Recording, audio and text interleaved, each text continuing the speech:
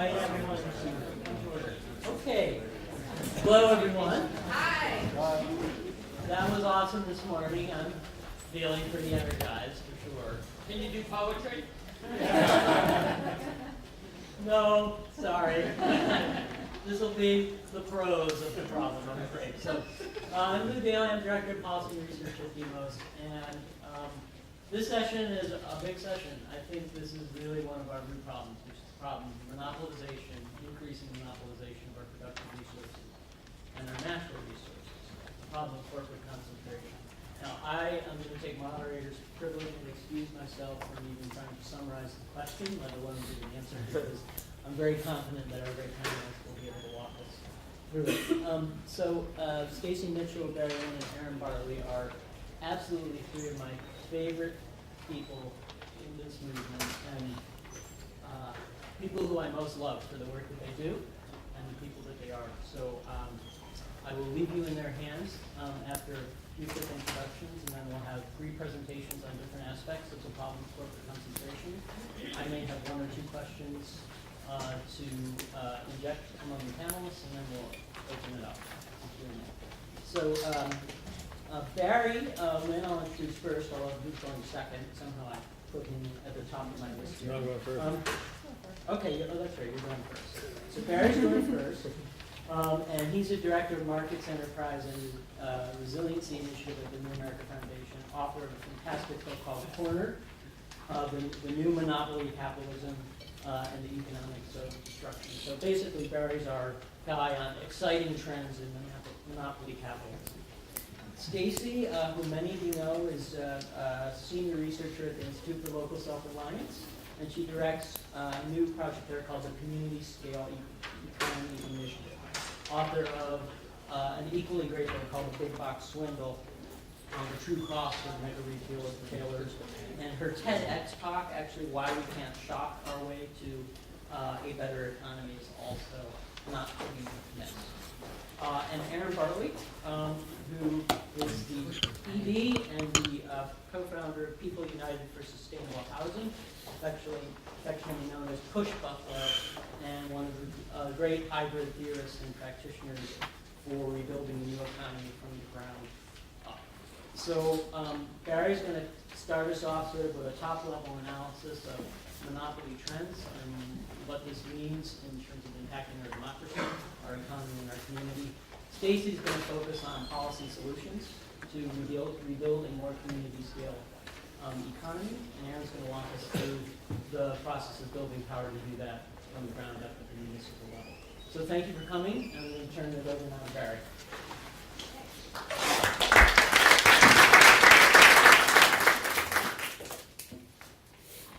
Well, thank you, Lou. That was a great introduction, and it's fun to be here with you all. I don't have to tell you about myself, you did that.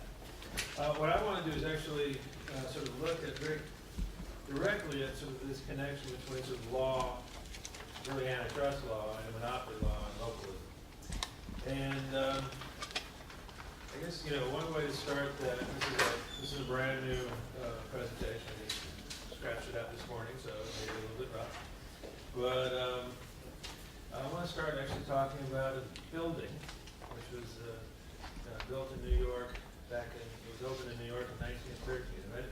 Hadn't you ever been to a building called the Woolworth Building? No? Yeah, so a few of you. This is a building that is 57 stories tall. It was opened in 1913. It was the tallest building in the world until 1930, when the Chrysler Building opened. Now, the Woolworth, and some of you, at this point, and some of you younger folks may not even know that there used to be a very, very large trading corporation in America called Woolworth. It was a company kind of like Walmart. And so that company was started by a guy named Frank Winfield Woolworth, and that was back in 1878. Now, just sort of between this point where he opened a single store out in Lancaster, Pennsylvania, and the point where they sort of built the tallest building in all of New York City and all of the world, there had been a revolution in the structure of our political economy. that he and a few other people had taken advantage of. Now, the specific instances of the Woolworth Building, or the Woolworth Company, what had happened is going from that one store out in Lancaster, over time what they'd done is they kind of started with some other guys, they brought 6 different chains kind of into a syndicate, where they were kind of cooperating. Then they decided to merge their companies, and they ended up merging the 6 different chains into a single company of 600 different stores. Then they went and they did an IPO. They got $30 million. That was back in 1912. It was a lot of money back in 1912. So their aim was basically to kind of control this business, which had been spread out. Like basically in the 19th century, every single town in the country, every single city, pretty much all of the business was localized. All of the stores were owned by some local trader. So, and what they said is we're going to take advantage of the fact that there's no law stopping us, and we're going to own all this business for ourselves.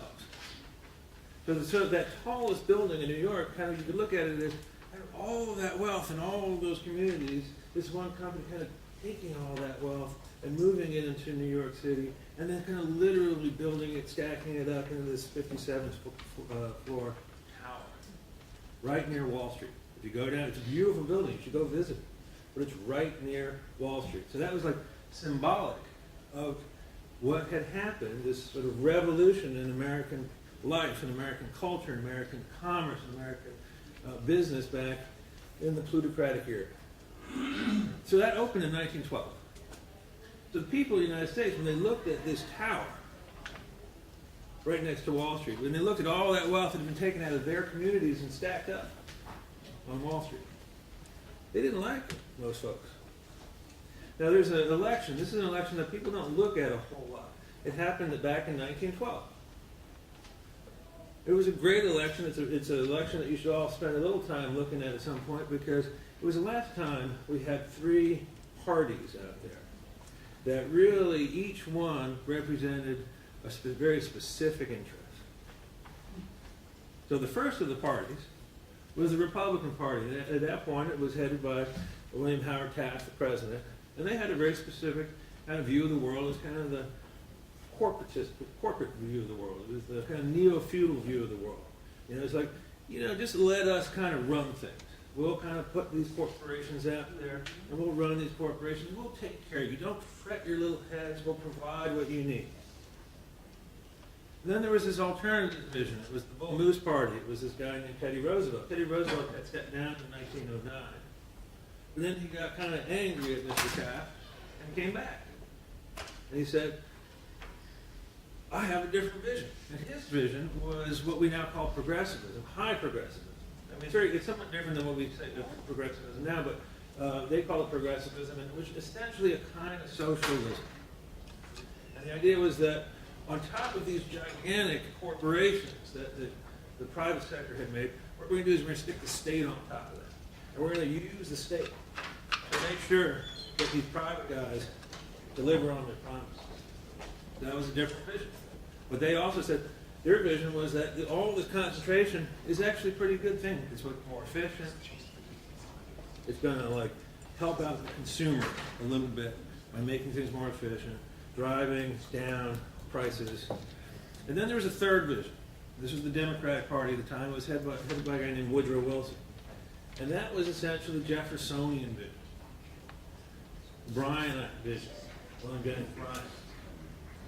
And it was this vision that, that old world, the world in which Frank Winfield had started, that was a fine world. That, the world in which every community, the members of that community should run all the business of that community, that worked just fine. We don't need all of this concentration. We don't need to have the government sitting on top of a bunch of corporations in some kind of corporatist embrace to make it all work for us. We can do just fine by ourselves. Well, the American people, given these 3 choices, they chose Woodrow Wilson. They chose the Democratic Party. They chose the Jeffersonian tradition. They chose the tradition that went back all the way to the original Tea Party, which was, as I Stacey Mitchell well knows, the Tea Party was a rebellion not against taxation, but against monopolization of commerce by a single company. So how do we get, so then what happened with that vision after Wilson was elected? Well, there were some things got in the way. World War I got in the way mainly. So they didn't really get to start acting on that vision that the American people voted for in 1912. We didn't really start to get to work on that until 1933. And then all these people who'd been in the Wilson administration, including almost all the folks, top level folks in the Roosevelt administration, had been in the Wilson administration. They'd all read his book called New Freedom, which was co-written by a fellow named Louis Brandeis. So at the early, very, very early, you guys have heard something about the New Deal. You probably heard that, well, there's a lot of socialization, a lot of control in the New Deal. People still say that. That's true. That was true for the first 2 years of the New Deal. But it didn't work. What they did in the first 2 years of the New Deal, they tried to do what Teddy Roosevelt said. We're going to take these giant corporations that have been created, we're going to stick the government on top of it, we're going to make it work for y'all. Didn't work. Did not work. So then they had the second New Deal. Second New Deal started in 1935. And what they did is they said, this playbook that the Wilson people had come up with, this idea of like returning power out to the communities, we're able to use that. That's a fine playbook. And they did it. And they did it through this whole suite of laws. It wasn't just the administration, it was actually Congress took a lead in this. The populist in Congress. Unashamed populists in Congress. People like Wright Pat. Now, there's all kinds of laws. There's antitrust laws. There's all these other kind of laws. Pricing laws, common carriage laws. You know, they call them the anti-chain store laws. There was a big company back then. There was Woolworth. There was another big company called the A&P. The A&P was like growing even faster than Woolworth was. It was kind of the Walmart of that area. And they sort of brought the law to bear on the A&P, and they took away its power. So anyway, in that period between 1935 and say around 1980, what you saw in this country was this radical transference of power, radical transference of responsibility and opportunity away from the centralized corporation, away from the centralized Washington interrelationship with those corporations, back out to the states, back out to the communities, back out to the individuals in all of these different places. We saw the law, people used the law to relocalize our economy. So like when I was growing up, there's a few other older folks here, you know, so when I was growing up, the banks were local. When I was growing up, the retailers were local. When I was growing up, the services were local. Taxi drivers did not need to be controlled by something called Uber. That was a very different economy. It was a local economy. Now, I just want to be honest. It wasn't entirely. There were the two other realms. There was this industrial realm, like where we made cars, chemicals, steel, and that was essentially national in nature. It was highly distributed, but it was national. It wasn't like each city didn't make its own steel. And then there were these things called communications, like AT&T, and the railroads, and the roads. And those were essentially monopolies that were run by the people to ensure that they were worked fairly for everybody. But the rest of the economy, farming, and all those other things I mentioned, was localized. And I'm just going to read one little sort of quote. This is to give you a sense of a kind of a vision. And this is a quote from a guy named William O. Douglas, who was on the Supreme Court. This is something he wrote in 1949. This is a case in which Standard Oil was trying to take over a bunch of little local gas stations. He wrote, when independents are swallowed up by the trust and entrepreneurs become employees of absentee owners, the result is a serious loss of citizenship. Local leadership is diluted. He who was the leader of the village becomes dependent on outsiders for his actions and his policy. The year after William O. Douglas wrote that, the year after he wrote that, a fellow named Sam Walton started a company, Walmart, in Vacant Building, 1950, first Walmart.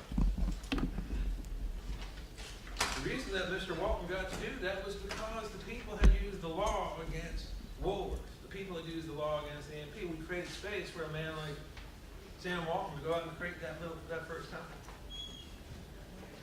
And people say, Teddy Roosevelt and his group, the high progressives, they say that this stuff is inevitable. Concentration is inevitable. Concentration is a one-way street.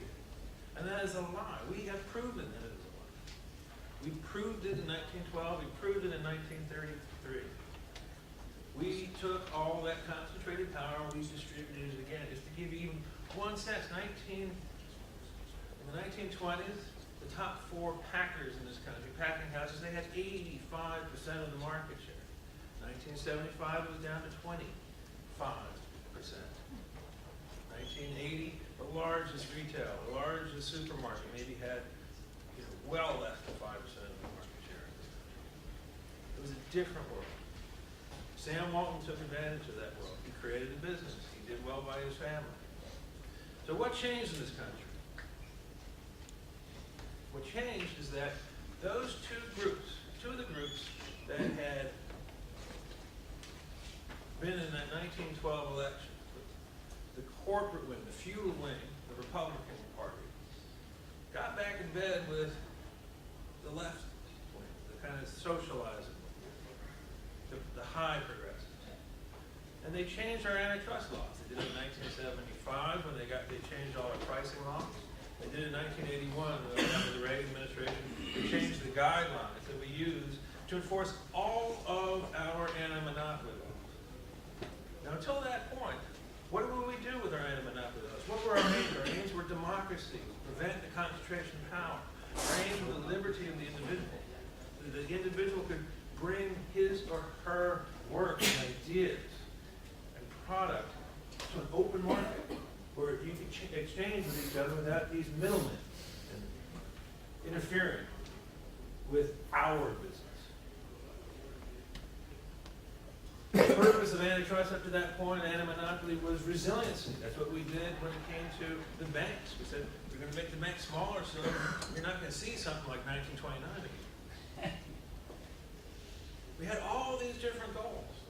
And then what happened in 1975 and 1981 is the Chicago schoolers, in bed with the people, John Cannon Galbraith and other folks who carried that old leftist vision of Teddy Roosevelt into the modern era. They got together and they said, let's get rid of all these things that are interfering with the efficiency of the system, and let's just aim at one thing, efficiency. And they clothed that vision in a simple idea. They said, oh, this is going to be good for you as consumers. They came up with this idea. This framing, this euphemism, consumer welfare. That's what we use now to guide all of our anti-monopoly enforcement. Consumer welfare. The idea is that, oh, well, our welfare is served by having lower price goods. Consumer welfare is a euphemism for efficiency. Efficiency is a euphemism for monopoly. What the left and the right did in 1975 and 1981 is they came together and they undid the political economy that people had put into place in 1912 and 1933. Today, 30 years later, what do we got? Massive concentration in every sector of our economy. But it can be undone. There is nothing inevitable. It has been undone before. We undid it before. We have a model that we can use to undo it. We have a model that we can use to relocalize our economy.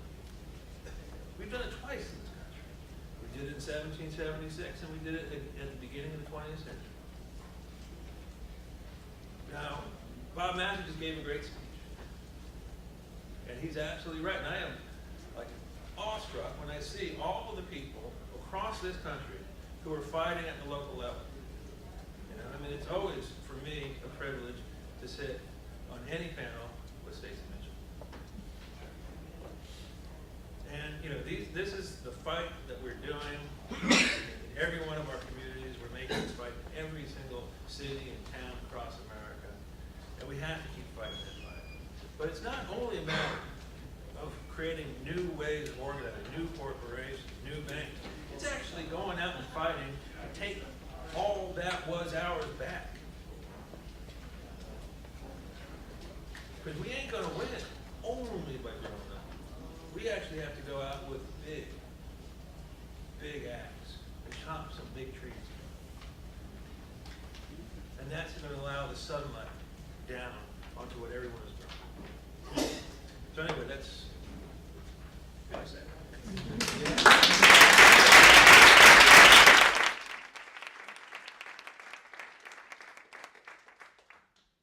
That's terrific.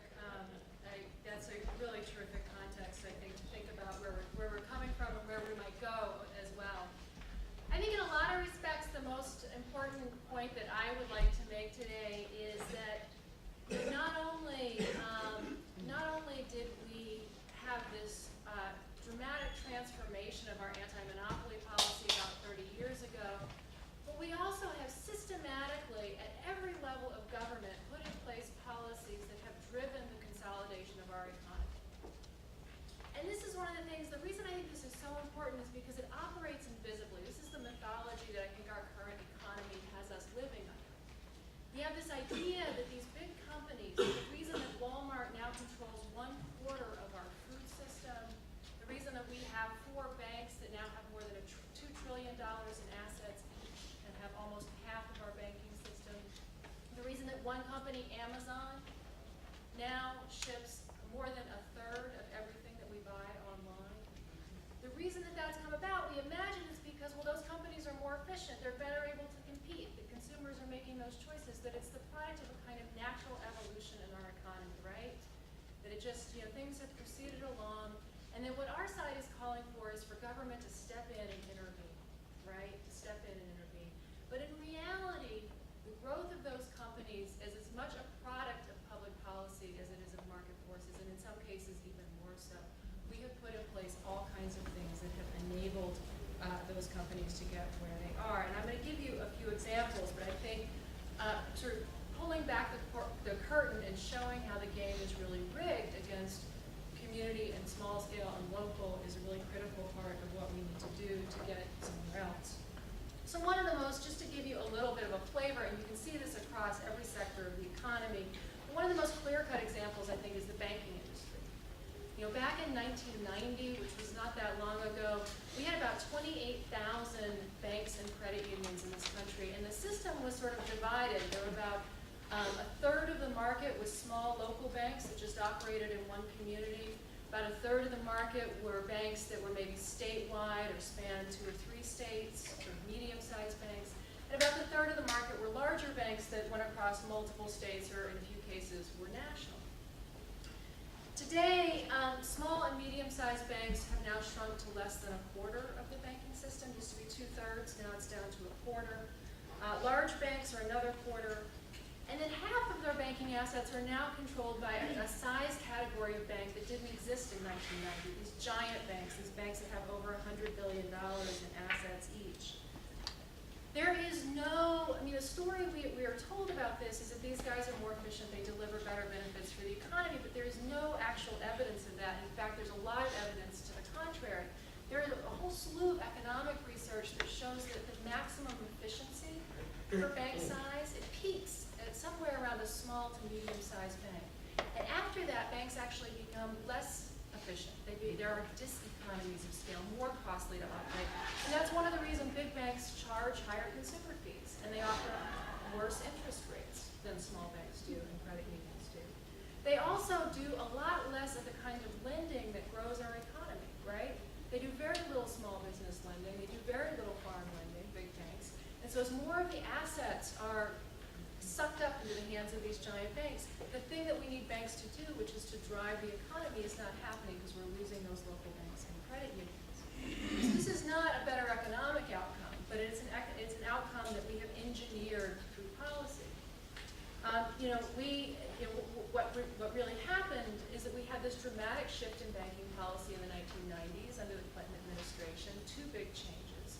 You know, we often talk about it in terms of deregulation, but I think we should stop talking about it that way, because it wasn't really that we deregulated and we got out of the way. If you talk to a local bank, what they'll tell you is that they're working under a lot more regulations today than they used to be. It's a lot more complicated. What we did is we changed the policy. And we changed it in ways that made it easier and possible for big banks to grow and to suck up more of the economy, and that in various ways underwrote their growth directly through too big to fail subsidies. And we made it much harder to be a local bank or a credit union, and that, you know, that was a dramatic policy shift that happened from one set of rules to another. And you can go through every economic sector and see this over and over again, you know, whether you look at the Farm Bill and the fact that huge $275 billion in subsidies, 80% of those dollars going to the largest 10% of farms in the country. You can look at the retail sector, where we've just, as Barry pointed out, had this dramatic consolidation over the last 30 years. Again, really aided by public policy. At the height of its growth, Walmart was asking for and often receiving subsidies on 1 out of every 3 stores it built. And also benefits from a host of tax policies that allow it to escape paying income taxes. And we've literally used billions of dollars to help that company grow through tax incentives and tax loopholes. Or you can look at something like Amazon. I mean, everyone assumes you've got a company here that has grown because of its ingenuity, because of what it's brought to this space. But the fact that Amazon has not had to collect sales taxes for the last 20 years, while every local retailer in this country has had to do that, has been a dramatic advantage that has really fueled the growth of that company. And a new study out just a few weeks ago from economists in the University of Missouri, I think, that really document the fact that that Amazon has benefited significantly from the sales tax policy, and that's driven a lot of its growth over the last 20 years. So I think part of the opportunity we have right now to think about people envisioning a different way of structuring the economy really lies in kind of pulling back the curtain, as it were, and saying, you know what, we use policy in a lot of ways to structure our economy to drive a certain set of outcomes.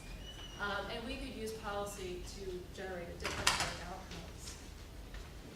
So what do we want, you know, what do we want to see in an economy? And I think it's really, you know, the critical thing I think right now, the most important work is how do we begin to think about how we distribute, how we can more broadly distribute economic power, how we can more broadly distribute ownership, so that the decisions that are made in our economy are made by people who feel the impacts of those decisions rather than remotely by a small number of concentrated enterprises. For me, you know, when we think about why the scale of the economy and why shifting towards more local and community level ownership is so critical, part of the reason for that is the big driver, the fact that concentrated economic power inevitably translates into political power. If we want to regain control of our democracy, we've got to have an economy that's compatible with democracy, that operates at the right kind of scale and operates in a more democratic way, where power is more broadly distributed as it should be. But there's also a lot of other reasons we might think about why we might want to move in that direction. One is that there's a lot of evidence that local and smaller scale businesses generate much better economic benefits for their surrounding communities, that they generate more jobs. Local retailers, for example, generate a lot more jobs than Walmart and Amazon do for every dollar that they take in sales, that they also raise median incomes. Studies have found that communities that have a dispersed ownership of business, where there's lots and lots of small and mid-sized businesses, have faster rising median incomes than communities where a few big companies are dominant. And other studies have found that when there's an expansion of corporate power, for example, when Walmart moves into a community, that poverty rates actually go up. So our economic interest, despite everything that these companies say, has not at all been served by this model. I think it's also critical because democratizing ownership changes business decision making. It complicates business decision making in socially beneficial ways. You know, if you think about it, if you're a company operating in a community, a publicly controlled company, large scale, and there's a discussion in that community about whether to lower the property tax rate, it's going to be, you know, you're going to be entirely in favor of doing that because it's going to benefit your bottom line. If you're a local owner, weigh the benefits to your business of that change with the fact that it's your kid's school that's going to lose on its budget, right? If you're thinking about polluting a waterway, it's a different decision if you're a business that's controlled at a distant level with a completely profit maximizing model versus a business decision that's made at a more local or regional level where that's the water that's coming out of your tap. You know, that's the kind of change and alignment. It doesn't mean that we don't by any means obviate the need for strong public policies to protect the environment, to set labor standards and so on, but it begins to align business decision making in a better way in terms of the kinds of outcomes that we want to get to. So there's a lot of evidence that you can see at this conference and in fact all over the country that people are really gravitating towards this. We've seen just huge changes. I mean, the growth in small-scale rooftop solar and how that's changing the electricity industry, the fact that credit unions have increased their market share, the explosion of farmers markets and local food systems, the fact that we have 500 more independent bookstores in this country than we did 5 years ago, the fact that we've got over 1,400 new independently owned neighborhood grocery stores, and you can see it throughout the economy. People are moving in this direction. There's more and more of this energy around how can we control our economy, how can we take it back to our own ownership and our own decision making. But in order for that to move from the margins into the mainstream, we've got to change these underlying structures, these policy structures. So what would that agenda look like? A lot of what the Institute for Local Self-Reliance has been doing for a lot of years now is really looking and developing policy models across a variety of sectors of our economy. And when I was thinking about what I should do here today, what I didn't want to do is sort of give you this huge menu of things. You know, it's just a big. You can go to our website and go into the rules library and look at detailed local, state, and federal policy models across a variety of sectors of the economy. But I thought I'd just give you a little bit of a flavor of how we can think about policy differently and what kinds of outcomes, what kind of policy decisions that might lead to. One example of a tool that I don't think we use very well is planning and zoning policy. You know, planning policy is one of the most powerful tools that local and state governments have at their disposal, but we mostly don't use it very well, or we use it badly. We tend to think about planning in terms of, well, landscaping, how tall should a building be, how set back from the street. Those things are important for a lot of different reasons. But there's an opportunity to think about embedding economic values in planning. An example of doing this is the Cape Cod Commission, the 14 townships that make up Cape Cod. Cape Cod, you can tend to think of as a wealthy place because there are a lot of people who summer there, but in fact it's a place that has a lower income levels and a lot of working poverty because the quality of jobs in the region is not great. And part of what the Cape Cod Commission does is it says that if you want to build anything, if you want to open anything over 10,000 square feet, not very big, you've got to go through a regional economic impact analysis. And that analysis and the decision that's then made about whether you can move forward with that project is governed by a set of policies that say we want to increase local ownership, we want to increase the level of quality of jobs, the jobs that pay better incomes in our community. And so this process leads to very different decisions. Just a few months ago, the region was looking at a Lowe's home improvement store, which they said no to because after they looked at it, they realized there was a whole ecology of hardware stores and plumbing businesses and flooring stores and so on across this region that were providing much better jobs and were supporting through a network of relationships, hiring local accountants, local web developers, all of this other economic activity in the region. So they said no. And that what has happened over time is that policy has been in place is that you've seen this increase in the number of local businesses and this improvement in the economy of the region. That's just one example of, I think, ways in which communities can think about using planning policy.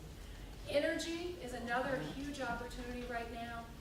We've been working a lot at the Institute with states and local governments around this, moving beyond net metering policies, which many of you are probably familiar with, which help consumers, households put solar on the roof. Often it's leased solar because people don't have a way to finance it, so they go to a company and they lease it basically from a company that does that. We've been pushing for another kind of policy that would require utilities to pay a set rate for electricity for a certain number of years. And what that then enables a homeowner to do is get a bank loan to do that. And now they own it, they're not leasing it. Ontario has this kind of a policy. They also require that a certain percentage of the solar panels be manufactured locally. The result is 31,000 new jobs in a matter of years. 1 out of every 7 farmers in Ontario is participating, so a new source of farm income to help the local food system. We can think about getting rid of all the tax loopholes, all the incentives we pay out to these big companies. We could think about imposing an externalities tax on companies like Walmart, because they impose all of these costs on us because they don't pay their workers enough to live on. We could impose a tax on that, we could close those loopholes, and we could begin to think about what if we took all of that money? What could we do with it? We could think about things like the Pennsylvania Fresh Food Financing Initiative, which has helped in the last 8 years or so finance nearly 100 locally owned grocery stores, co-ops, other kinds of food enterprises in low-income, rural, and urban neighborhoods across Pennsylvania. We could do something like that on a much bigger scale. And we could also think about how to reform our banking system. Banking is really a critical part of the economy because it's like the DNA that then replicates to the rest of the economy. So if you want to have an economy that's giant global corporations, well, you should have, Wall Street, big, giant global banks. That's what you'll get. That's what will get financed. If we want to have an economy that goes in the other direction, we need to think about more community scale finance and about bringing local banks back. Many of you are probably familiar with the Bank of North Dakota, which is a great public bank model. We could do that in other states. We could also do it at the city level, I think, in some bigger cities. The really remarkable thing about North Dakota is that 70% of the bank assets are held by local banks and credit unions because of that public wholesale bank. It is a state that's very different when you look at their banking system from everything that's around it and the rest of the country. There's a much higher level of financing for small business, and there's also a much higher level of financing for farms and rural enterprises as a result of that. So those are just sort of a few ideas to get us thinking. I think, I deliberately chose local and state policies. There's a lot of work we need to do at the federal level, but I sort of wanted to show that while we tend to think a lot about Washington when we think about policy, we have enormous power, dormant power at the local and state level that we're not using, and we can organize to take that on. And then obviously the way we were going to bring about these ideas is really to build that kind of political power. And I think Aaron has some great ideas and is really doing this in Buffalo, so I'm going to turn things over to him.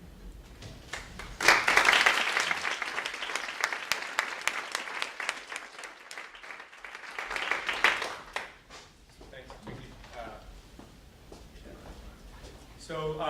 Happy to be here with everybody. I'm Aaron. I'm going to talk about ways in which some of these principles of community control of resources and decentralized economics have played out in Buffalo, and sort of an ongoing experiment at creating economic wealth at the community level.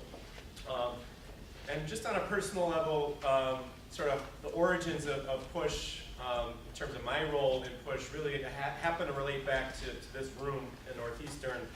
I was working as a labor organizer at Northeastern and 6 other campuses from 2000 to 2004, mobilizing workers, finding leaders, developing leaders in a way that confronted centralized power of major universities and decentralized the wealth of those universities. So we had a big strike in 2002. And then by 2004, I realized I was being called back home spiritually, emotionally, wanted to be back in Buffalo, putting some of these skills of organizing and power building back at work at the community level. And as I looked out for models, I found some great ones in Boston, Dudley Street, Lawrence Community Works. Also found someone in the front row here, James Mumm, who is now an official with National People's Action, which is a network of base building, power building groups in communities across the country, and recognized that there was a community of people thinking about power very strategically in campaigns that could win power and resources for people at the neighborhood level.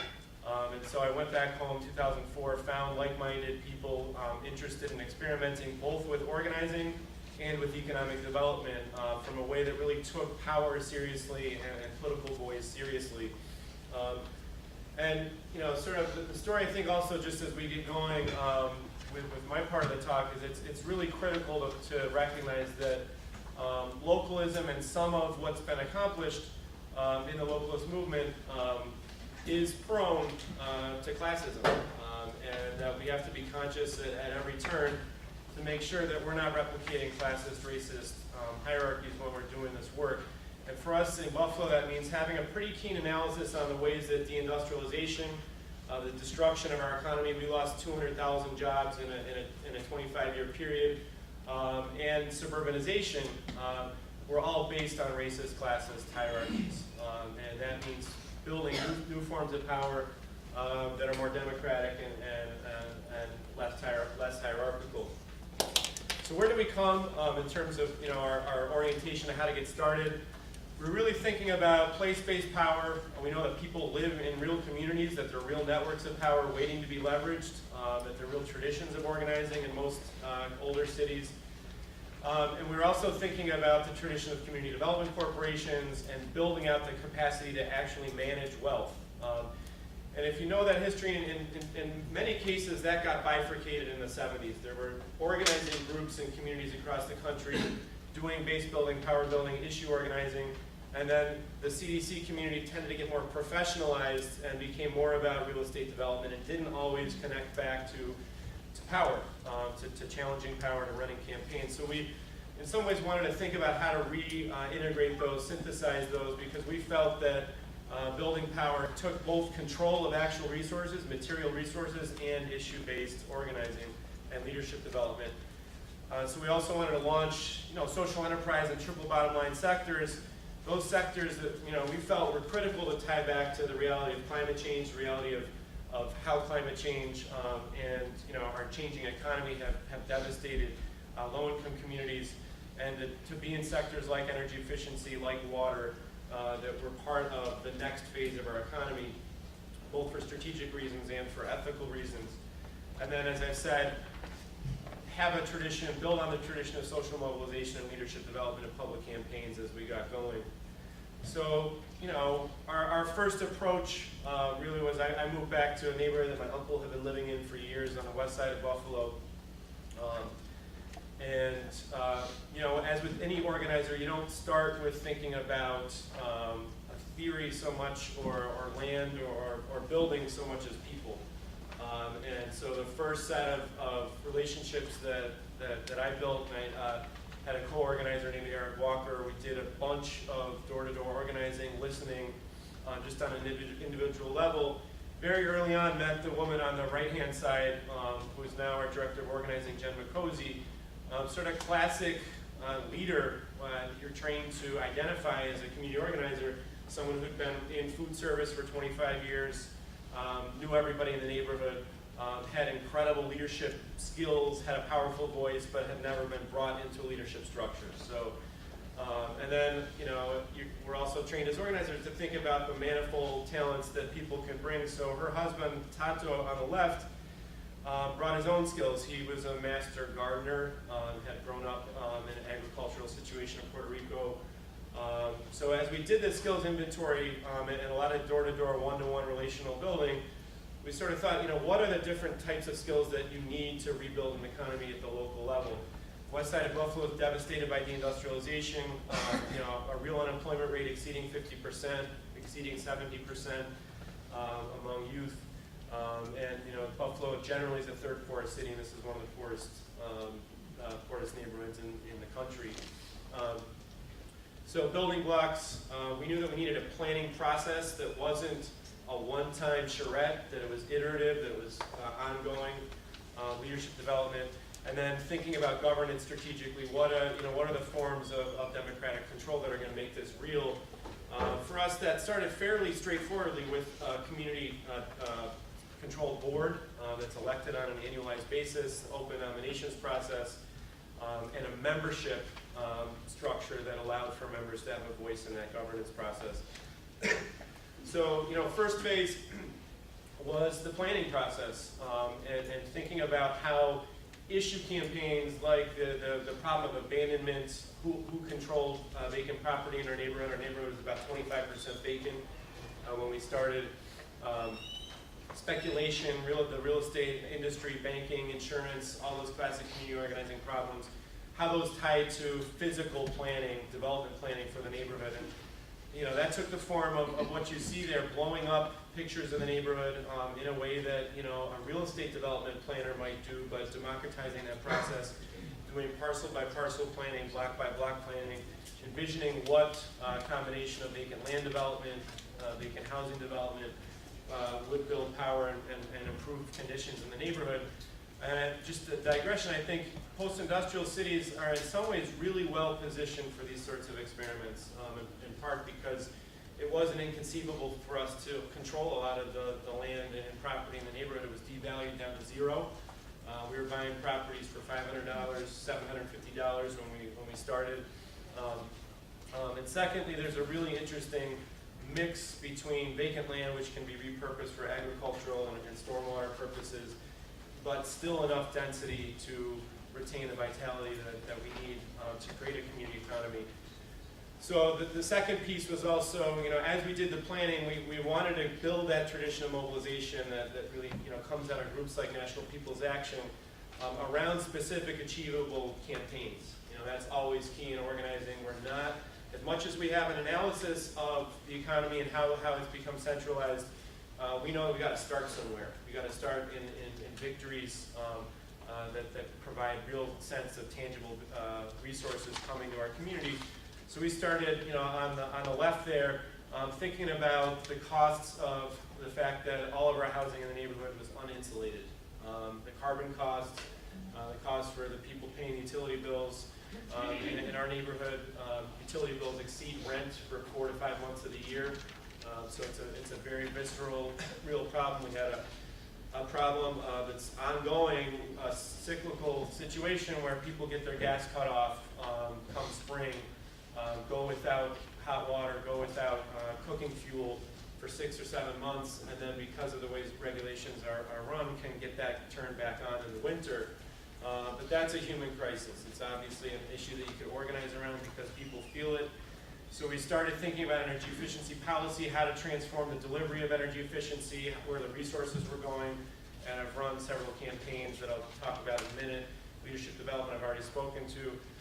So where are we now? And I'll tell the story quickly of how we got there, but where we are now is sort of in our mid phase of really scaling up. We're going to do $14 million worth of business in 3 sectors this year on the social enterprise side.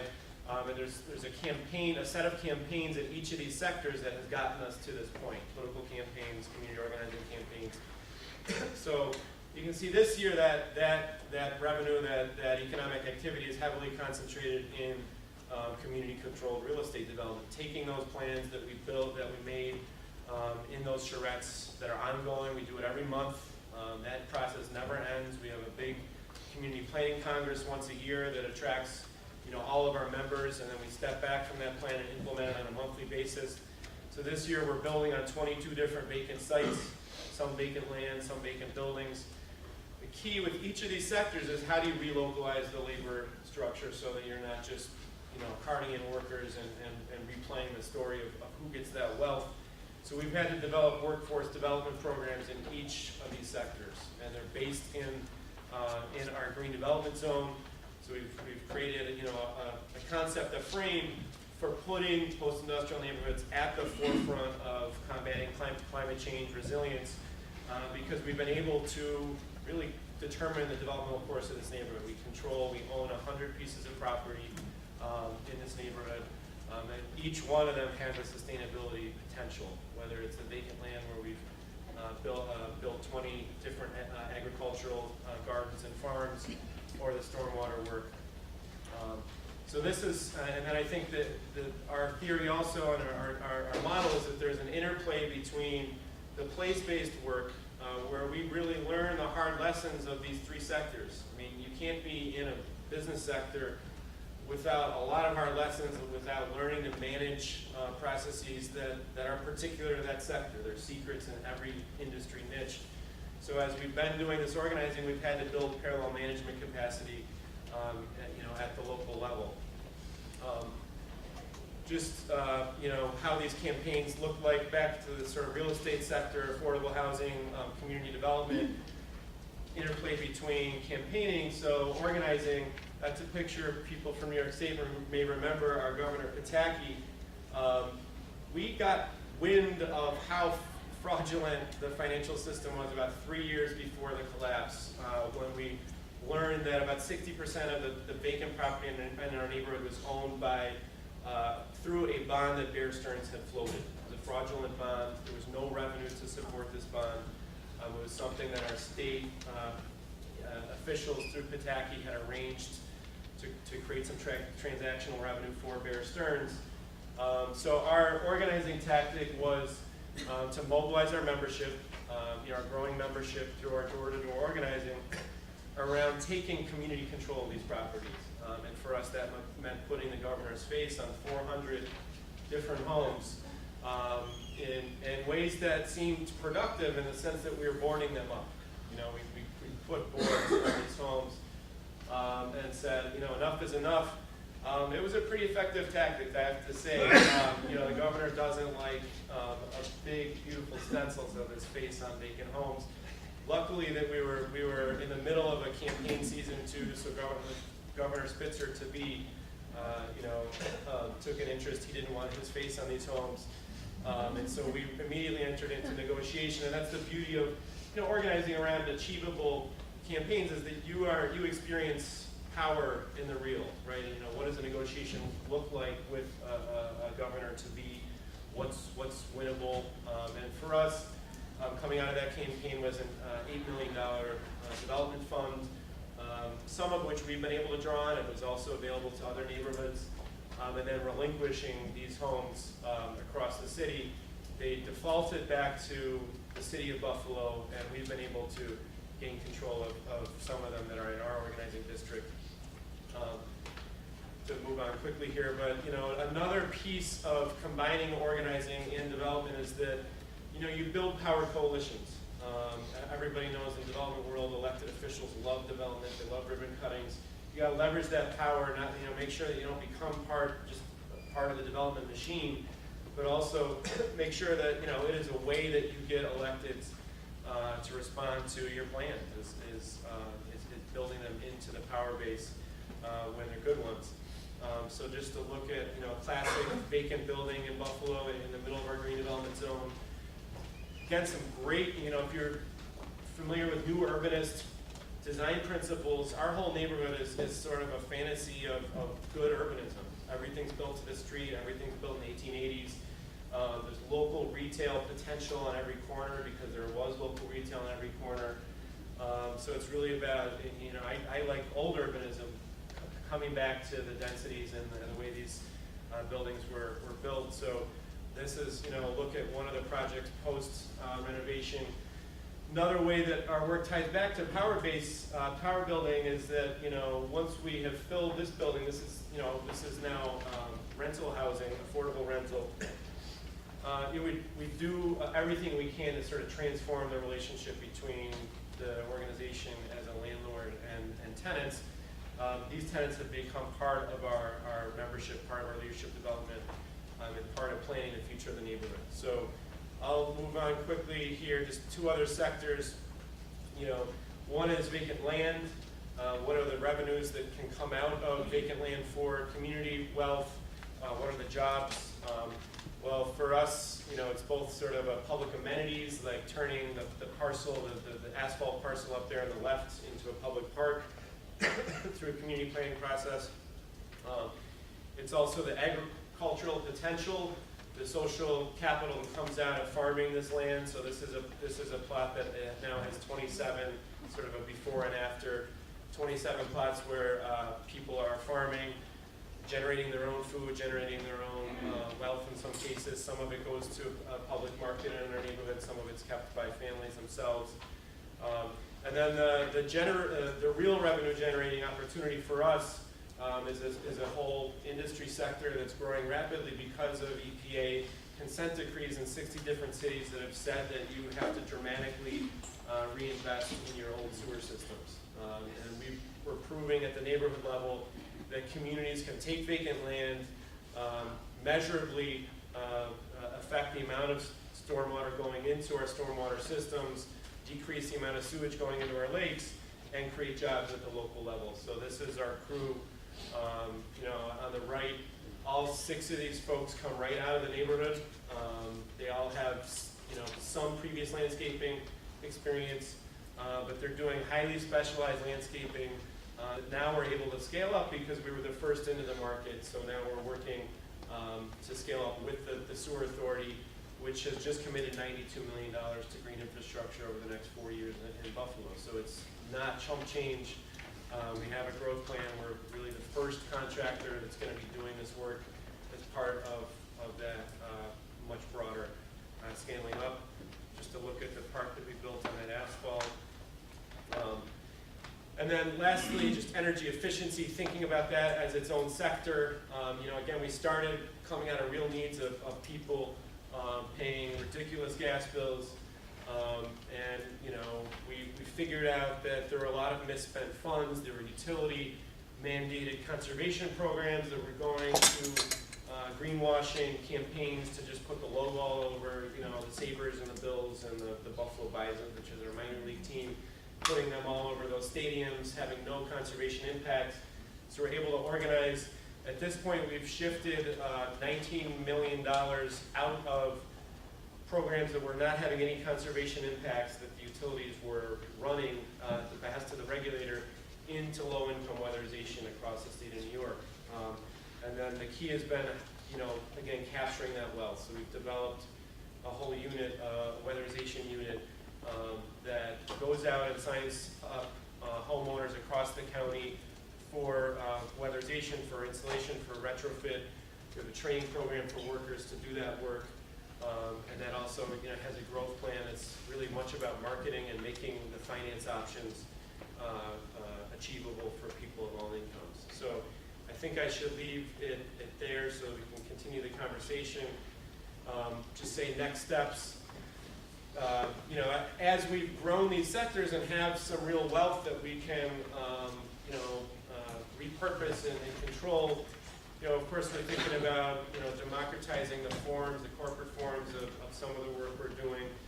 So each sector sort of has its own labor situation. In construction, we've actually created what we call a high road temp agency. So we're the developer on our projects.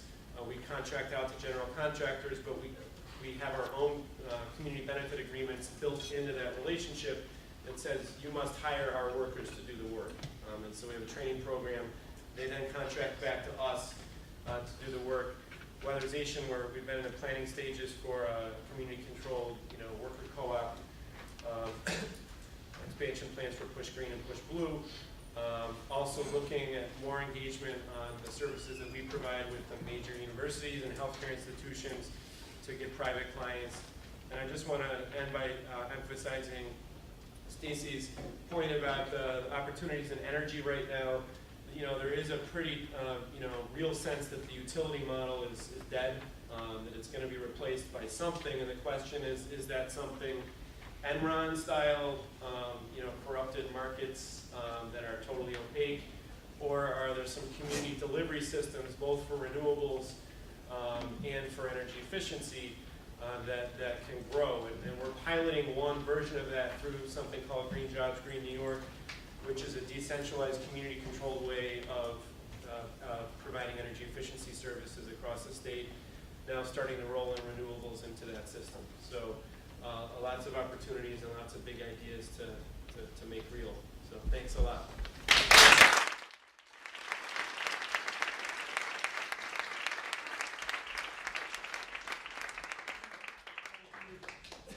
Thank you all, that was fantastic. I'm just going to throw it open for Q&A. We have a lot of great thinkers and doers in the room.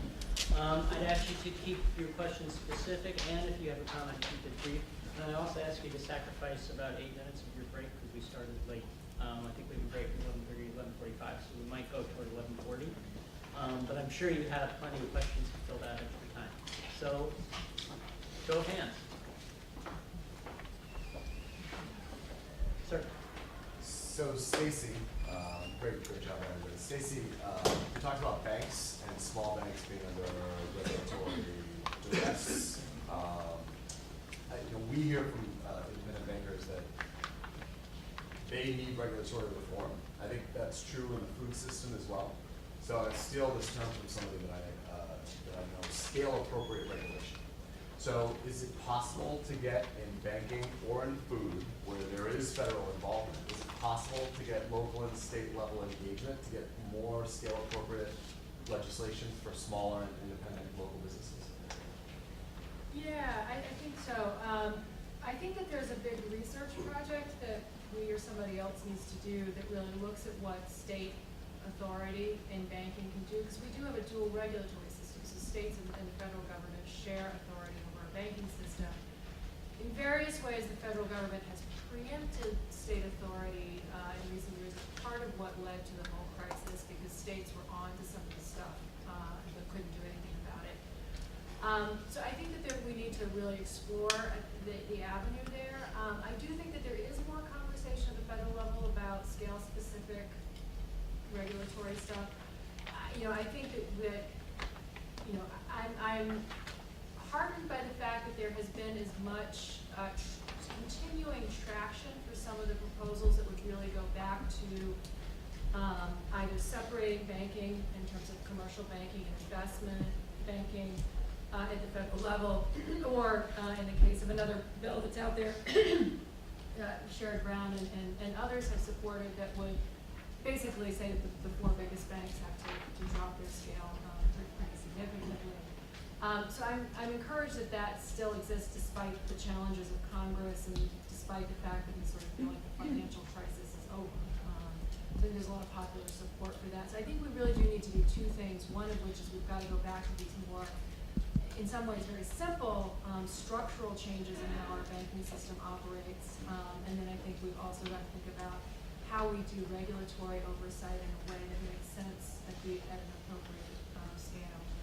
Can I do one follow-up? If there's thunder in the room, please fund Stacy to the best. Thank you, that's a great question. Okay, in the back, could you also identify yourself, please? Sure, Betsy Gerald, Food for Maine's Future. I want to address his question, which is in Maine we are doing the scale-specific work in the food sovereignty movement. We are doing, we pushed legislation that, I can't speak to the banking, but to the food I definitely can if you want to talk later. Okay. And I just one other thing. I have a friend who's doing urban farming in Buffalo, and I wonder if you know her, Tara Dumas. She's with the Pirate Farmers. She's great. Farmers and pirates. Okay, next question. Hi. Alexis Halbert, Solar Energy International. I just want to say, wow. What you guys are doing in Buffalo is amazing. So, congratulations to your community. That's organizing also rural Colorado, and it's a totally different situation, different set of challenges. My question for you is about your specific utility situation and how it is, what sort of is forming your ideas around the distributed generation and what the opportunities are for you in Buffalo with renewables. Yeah, so there's a particular moment, the Governor Cuomo has hired a set of energy advisors that very rapidly opened up a public process around the future of the utility. It just opened up about a month ago. And they claim to be putting everything on the table, every type of decentralized sort of theory that's out there, every type of distributed generation. So we've responded with sort of a policy brief because, as I mentioned, there are ways, as we all know, to deregulate that utility in a way that's just super neoliberal and deregulatory and leaves a lot of room for bad behavior that was the reason that things were regulated in the first place, or we could head in a truly community-controlled direction. So it's really that process that we're intervening in right now. There's a series of public forums across the state. We've got some coalitions around different models, both the rental model and the ownership model for scaling up solar is a big piece of it, as is PACE, feed-in tariff potential too, and other finance options. Hi. This is a question for all three of you. I'm from Concord, Mass. And at our town meeting, we passed a bylaw to ban the sale of plastic water bottles in Concord. And the International Bottled Water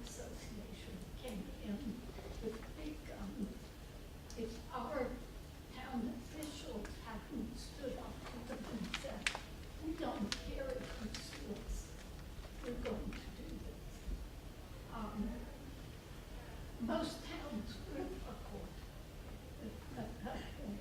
And I'm wondering, with your local organizing, do you run into these battles? I'm thinking of Tom Hartman's book, Unequal Protection, and he goes through a whole slew of laws across the world that have been overturned by the World Trade Organization and the World Bank. How do these local groups confront that? Barry, maybe. Well, I mean, it ain't easy. And actually, I'll just, there's a story that you guys might not be all that up on, and it would be actually worth all of your time to spend, read up on what happened in Albany last Saturday. Albany, New York, where there was a convention of the Working Families Party. And Aaron was there. And what the Working Families Party, I don't know how many of you know it, but they're the ones that helped get de Blasio into office in New York City. And they reached out to a friend of mine named Zephyr Teachout to be their gubernatorial candidate because they intended to take on Mario Cuomo. And Mario Cuomo's done a few good things, but only a few. And Andrew, a little. Andrew Cuomo, sorry.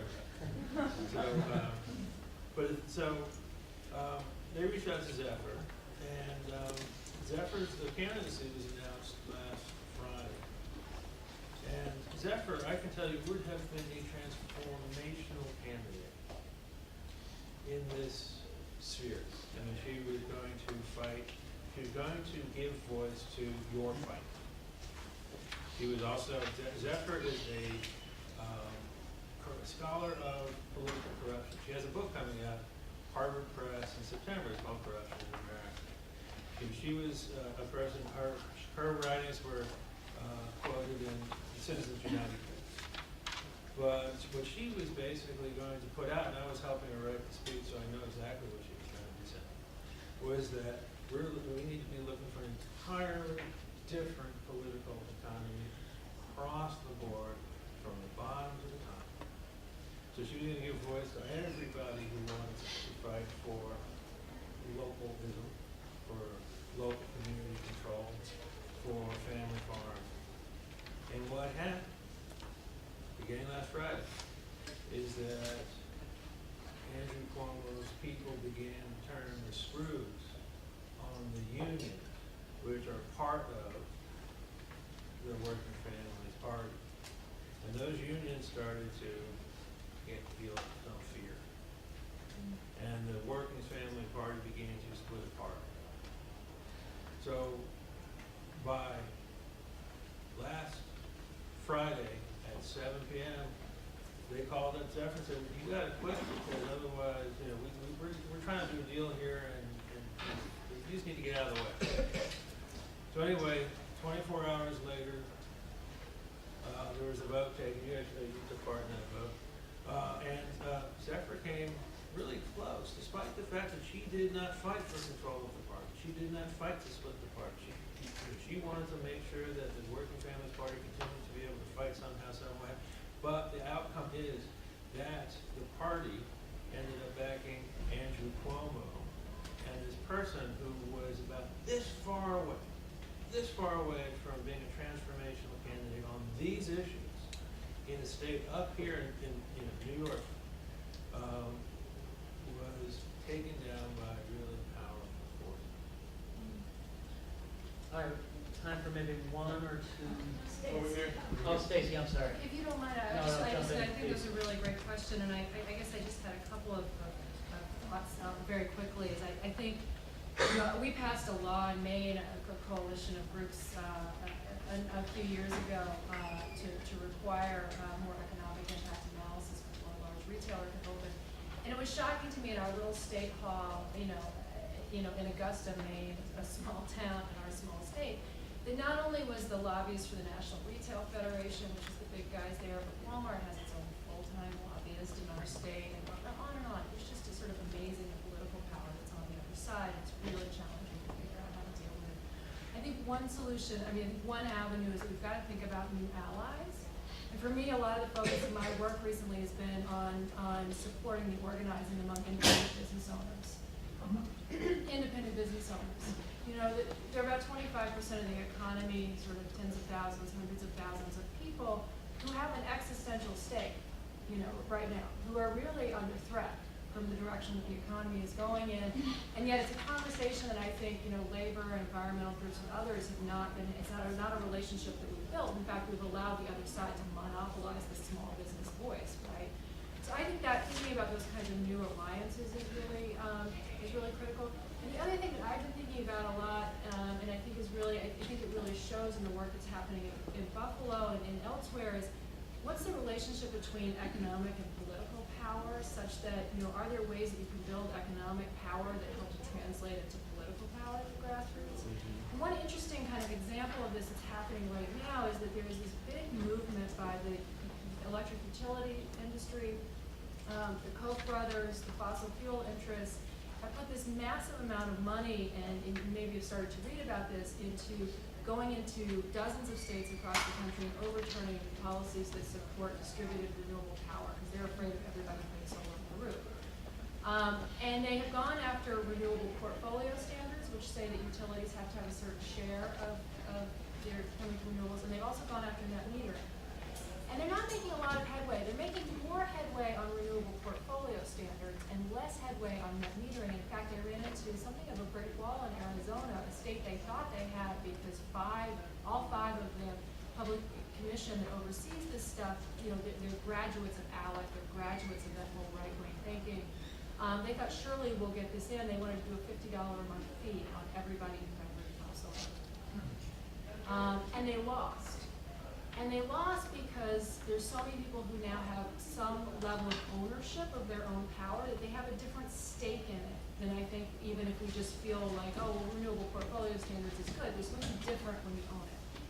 So I think that's, you know, part of the challenge we also face is how we develop that kind of stake that changes the political dynamics.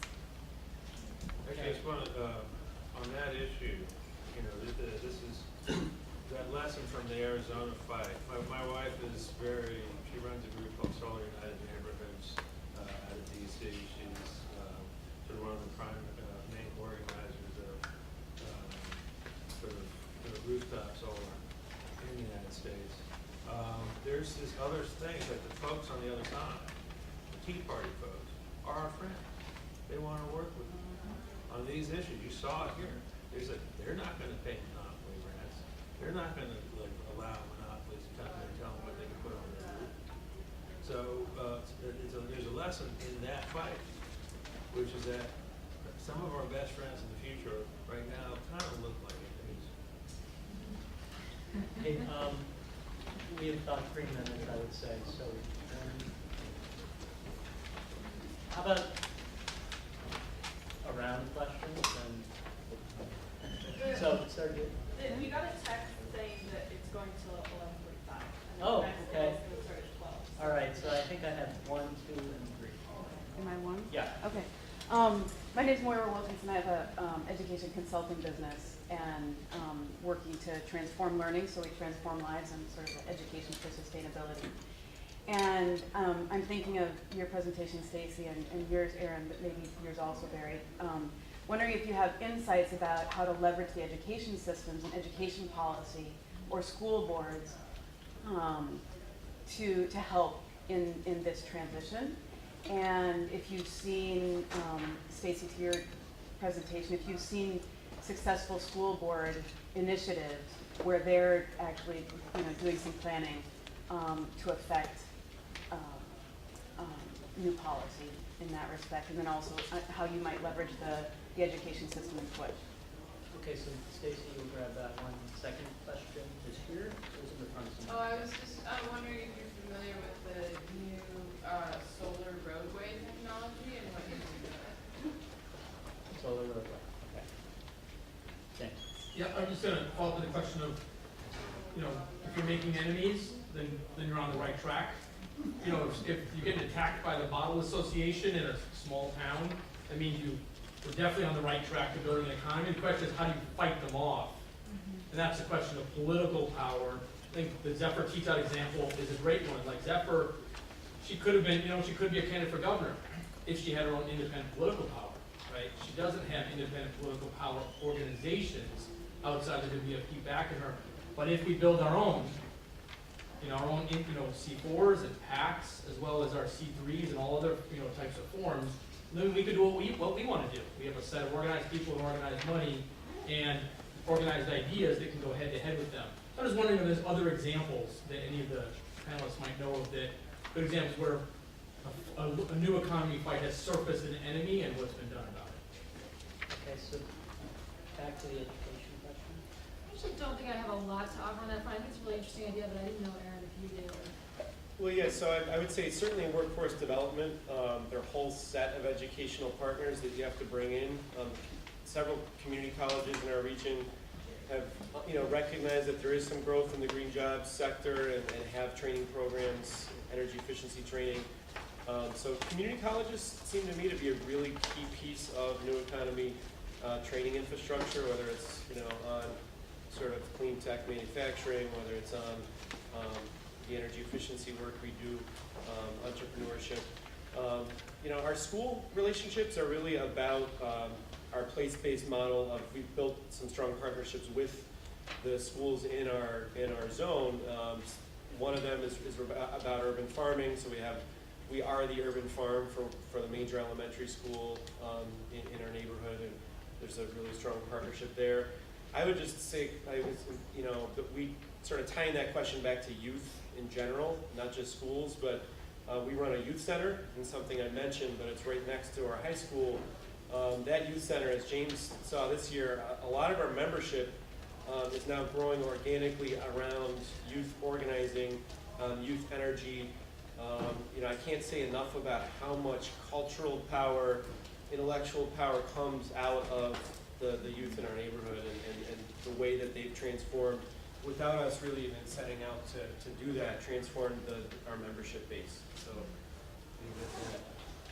Just adding on the education thing, I think there's there's this other side to it, which is not just building, but actually sort of leveraging fear. And the fact is that there is Wall Street is financing an attack on our public schools across the country. I come from DC, my kids went to public school.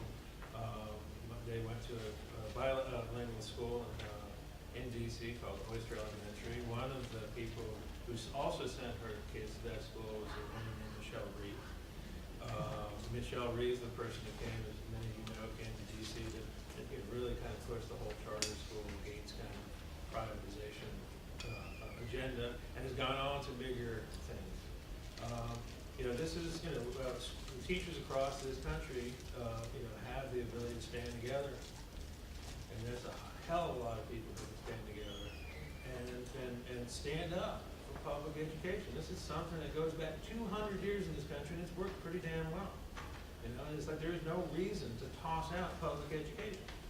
So just connecting this is that if the teachers stand up for public education, for stop with this incredible this high stakes punishing, these tests that are used to punish teachers and punish kids, it's part of this larger fight that we're all fighting, and it helps to actually create a place in many communities where other groups can come in and help with the fight. Solar roadway, great impressions. I don't know anything about the solar roadway. I did have a little thought about political power. Okay, sorry. Okay, examples. I didn't in the space of time think of a good example, but I think it seems to me that one of the other challenges sort of related to that, I feel like the right wing in the last 30 years did this really good job, and if there's a certain level of grass is greener, I know, but of having a really strong narrative and idea and story about how the economy works. And their story, we can all recite it, everybody in America can, right? Small government. Get government out of the way, the economy will deliver what it needs to deliver. There's jobs and everything else. And they, you know, a lot of the ideas that are attached to that really didn't have any resonance when they started putting them out. But they kept putting them out, and then every time they ran a campaign or had a particular issue that they were policy agenda that they were pushing, they would continue to forward those ideas, even though they didn't have a lot of resonance, but they started to gain some traction through those things. And as the ideas grew and the narrative grew and the framing that we all carry around in our heads grew, it then had a certain amount of power, so as they went after new issues, it helped to drive those issues. And I don't think we've done a really great job of having a story about how the economy ought to work, and I feel like that would help us a lot if we could be more coherent. And I think that that sort of the public at large would look at a lot of the things that we've worked on and not see a thread connecting them all together or a fundamentally different vision going forward. So I think that's an important part of one of the ways in which we can change some of those political dynamics. I'll just say on battling corporation, but totally echo James. I mean, if a corporation is threatening to sue you or taking an interest in your campaign, it means that they care. So I would first, say that, yeah, it does evoke fear, and it's going up against a resourced corporation that size it's tough. I mean, in our experience, we've been battling our big utility, our natural gas utility, for 5 years. We are a direct action community organization, meaning we go to their corporate headquarters, we protest, when we need to. If we have a negotiating relationship, we'll negotiate it. But if we're not being listened to, then we do our direct action work. As part of that, we've been sued by them. We were sued for a lot of money for some trampled grass, literally. And it's about the power analysis, it's about the media frame, it's about who you bring to the table as allies. For us, it was a lot of elected officials pushing back on them. It's a regulated industry, they knew they couldn't mess with them too much, and it's about, the media frame of this is laughable, right? This is an absurdity. And so we were able to, we didn't have to pay a cent out of that lawsuit. It's been settled and that's over, but it was still scary. I mean, it was still just knowing that you're up against a multi-billion-dollar entity in your small community organization. So. All right, Barry, Stacy, Aaron, thank you. This is